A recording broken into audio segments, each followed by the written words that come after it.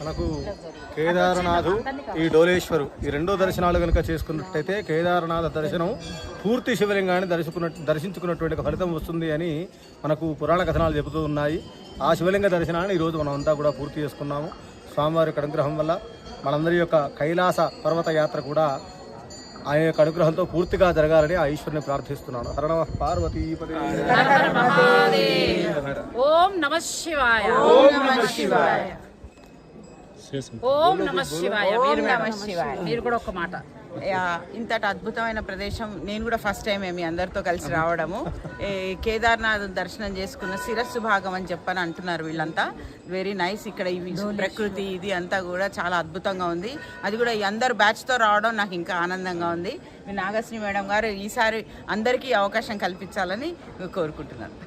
కవితా madam గారికి, Nagasri madam గారికి శతకోటి ధన్యవాదాలు తెలుపుతున్నాం. మాకు ఇటువంటి అద్భుతమైనటువంటి అవకాశం కల్పించినందుకు మా అందరికీ కూడా అందరికీ తెలియాలని విషయము.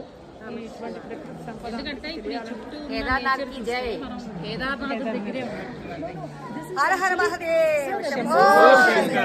Panchkedar, this is part of Panchkedar. ये असल वहाँ है, वो नकली इधर ही है. हाँ, ये डोलेश्वर करके there is in Panchakedar. Let me talk in English. That is better. Okay. See, this Doleshwar Mahadevana, this is actually part of Panchakedar. It is there near Kedar only. Rudraeshwar करके वो वहाँ है. ऐसा मनोकामना देवी इधर ही है. वो इधर से पोखरण, वो मुक्तिनाथ जाने का रास्ता है ना. सो वहाँ पे असली मनोकामना देवी है. इधर एक छोटी सी वो नकली वाली बना ली. So those who cannot go there can worship from here. Same God.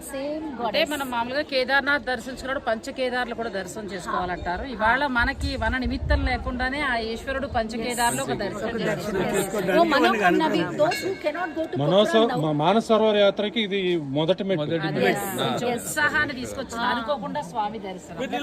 ఓం నమః శివాయ.